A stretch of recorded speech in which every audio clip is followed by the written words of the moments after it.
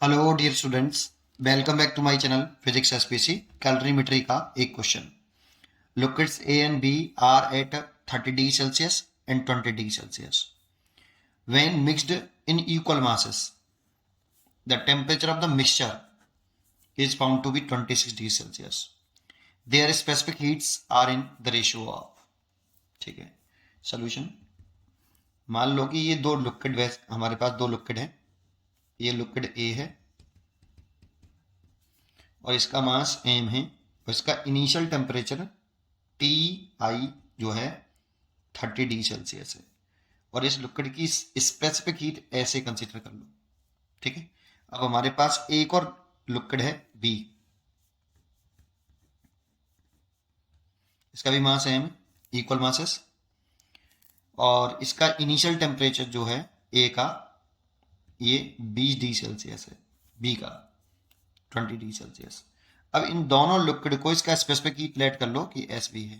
इन दोनों लिक्विडों को मिक्स कर दिया, इसको और इसको अगर मिक्स कर दें तो जो फाइनल टेम्परेचर है टी एफ ये 26 डिग्री सेल्सियस है दोनों का, मिक्सचर का। इन दोनों को मिक्स कर दिया तो मिक्सचर बन गया। उस मिक्सचर का जो टेम्परेचर है 26 डिग्री सेल्सियस है। Their specific heat are in the ratio, specific heat का रेशियो पूछ रहा है। तो देखो, पहले इस पूरे को आप एक सिस्टम मानो, है ना। इस पूरे को सिस्टम मानोगे तो इसमें क्या होता है कि अगर देखो इन दोनों को मिक्स कर रहे हैं तो इसका टेम्परेचर क्या हो रहा है, घट गया है। देखो, पहले 30 था, 26। तो अगर इसका टेम्परेचर घटा है तो लिक्विड ए की में से हीट एनर्जी रिलीज हुई होगी या इसने ऑब्जर्व करी होगी, तो इसने दी होगी, रिजेक्ट करी होगी, हीट निकाली होगी ए ने, क्योंकि टेम्परेचर घट रहा है। और इसका टेम्परेचर बढ़ेगा क्योंकि 20 से 26 हो गया, तो इसका टेम्परेचर बढ़ा होगा। इसका टेम्परेचर बढ़ा होगा तो इसने हीट एनर्जी एब्जॉर्ब करी होगी, और इसका टेम्परेचर घटा होगा तो इसने हीट एनर्जी रिलीज करी होगी, है ना। तो देखो, सिस्टम सराउंडिंग्स मतलब आउटसाइड से ना हीट एनर्जी लेगा ना देगा। सराउंडिंग से ना हीट एनर्जी लेता है ना देता है, लेकिन आपस में सिस्टम हीट एनर्जी एक्सचेंज कर सकते हैं। जो ये हीट एनर्जी रिलीज कर रहा होगा उसको ये वाला जो बी लिक्विड है वो एब्जॉर्ब कर रहा होगा, लेकिन दोनों का जो हीट एनर्जी का जो सम होगा वो कंजर्व रहेगा। ठीक है ना। तो इसको करने के दो तरीके हैं। मेथड वन कि आप ये लिख लो कि हीट एनर्जी जो इसने रिलीज करी होगी, इसकी Q1 इसने जो रिलीज करी होगी उसने ये एब्जॉर्ब कर ली होगी और दोनों का सम 0 रहेगा। तो सराउंडिंग से थोड़ी मिल रहा है बेटा, हीट एनर्जी जो रिलीज हुई एब्जॉर्ब हुई सराउंडिंग से थोड़ी ली है इसने।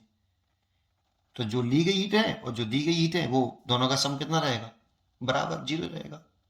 ठीक है, एक तो तरीका ये है।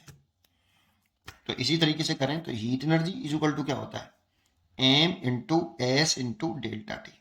जब डेल्टा टी लिखें इस वाले फॉर्मूले में तो एम एस डेल्टा लिखें तो T final minus T initial लिखें, ये ऐसे T final minus T initial. तो करो, पहले लिक्विड इसके लिए कर लेते हैं। तो मास तो एम है, स्पेसिफिक हीट ऐसे, और टी फाइनल, फाइनल कितना है 26 और इनिशियल कितना है 30 प्लस Q2 लिखें। एम तो सेम दोनों का, specific heat S B, final temperature इसका लिखें तो 26 और इनिशियल 20 बराबर 0। सॉल्व कर लो तो देखो एम से तो एम कट जाएगा, है ना। यहां से आ गया ऐसे और 30 में से तो माइनस के 4 ऐसे आएगा, प्लस 6 एस बी आएगा इक्वल टू 0।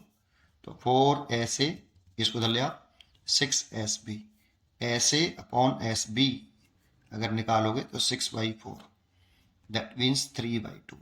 तो स्पेसिफिक हीट का जो रेशियो आया 3:2 ऐसे, इसलिए इसका आंसर हो गया फर्स्ट चॉइस इज करेक्ट। एक मेथड तो ये है, दूसरा मेथड भी है।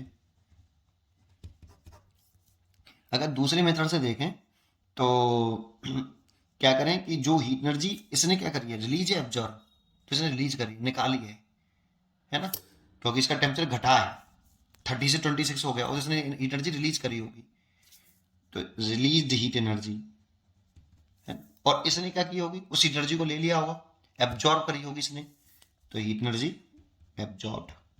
क्योंकि जितनी हीट एनर्जी इसने रिलीज करी उतनी हीट एनर्जी इसने एब्जॉर्ब करी है। बाहर से सराउंडिंग से कोई एनर्जी ये ना ले रहे हैं ना दे रहे हैं, ठीक है ऐसे। लेकिन इसमें जब करते हैं तो इसमें ध्यान रखना पड़ता है, फॉर्मूला ये लगाते हैं एम एस, रिलीज किसने करी है, ए ने, इसीलिए एस ए। लेकिन यहां पर देखो इसका इनिशियल टेम्परेचर जो फाइनल टेम्परेचर है वो कम है, किससे, इनिशियल से, टेम्परेचर घट रहा है, तो हमेशा ज्यादा वाले में से कम वाला घटाते हैं, है ना। तो यहां पे आपका इनिशियल 30 है, माइनस के 26। अगर ऐसे करेंगे तो हमेशा ज्यादा वाले टेम्परेचर में से कम वाला टेम्परेचर घटाना पड़ेगा। तो ये देखना पड़ेगा किसका ज्यादा किसका कम, तो इसमें दे रखा है बेटा फाइनल इनिशियल दोनों वैल्यू, ठीक है। इक्वल टू एब्जॉर्ब वाले में देखें तो एम इंटू एस बी। अब इसने एनर्जी एब्जॉर्ब करी तो इसका फाइनल टेम्परेचर बढ़ गया, इसका फाइनल टेम्परेचर ज्यादा है इनिशियल से, और इसमें इनिशियल ज्यादा था फाइनल कम था, इस वाली कंडीशन में था। इसीलिए इसमें इनिशियल माइनस फाइनल किया, इधर फाइनल माइनस इनिशियल करेंगे तो 26 माइनस के 20, एम से तो एम कैंसिल हो गया, यहां बचा आपका 4s और यहां 6s भी, देखो रिजल्ट यही आया। लेकिन इसमें प्रॉब्लम ये है, अगर इस तरह से करते हो तो इसमें आपको देखना पड़ेगा किसका टेम्परेचर ज्यादा किसका टेम्परेचर कम, इसमें कुछ नहीं करना। इस तरह से किया तो आप दोनों को ऐड कर दो, अपने आप जो है साइन एडजस्ट हो जाएगा बेटा आपका, है ना। तो इसको लिख लो ऐसे upon S B is equal to 6/4, that mean 3/2। Answer यही आया। ये सेकंड मेथड है, मेथड 2। आपको जैसे उचित लगे, मेरे को तो ये सबसे अच्छा लगता है, यही करना चाहिए।